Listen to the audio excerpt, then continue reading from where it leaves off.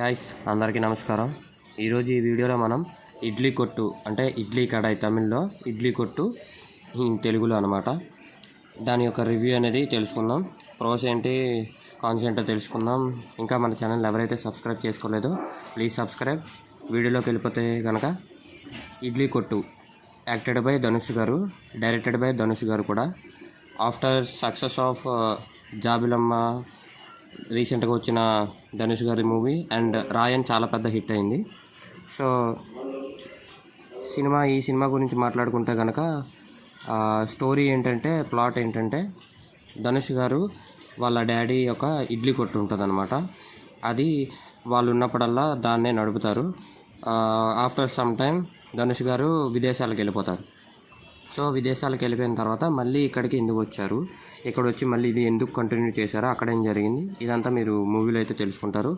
ఓవరాల్గా మూవీ గురించి వచ్చేస్తే కనుక ఓకే, ఇది డీసెంట్లీ వాచబుల్ మూవీ అనమాట.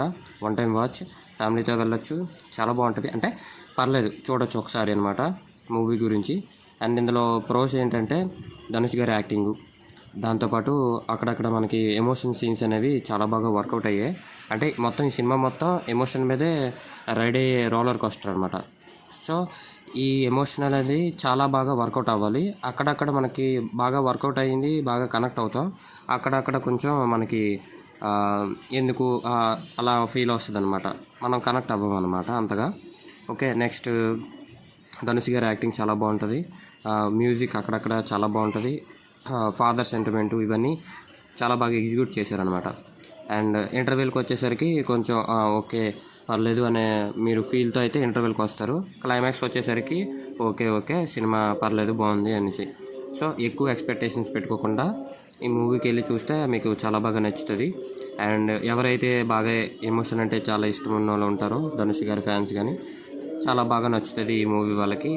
అండ్ ఇంకొకటి ఏంటంటే, ఈ మూవీ ఎలా ఉంటుందంటే, ప్రీవియస్గా వచ్చిన ధనుష్ గారి మూవీస్కి ఎలా అయితే ఏ టర్మ్లో ఉంటాయి అంటే రిచ్ వర్సెస్ పూర్ కానీ ఇలాగ ఆ టైప్లోనే ఈ మూవీ కూడా మనకి కనిపిస్తుంది.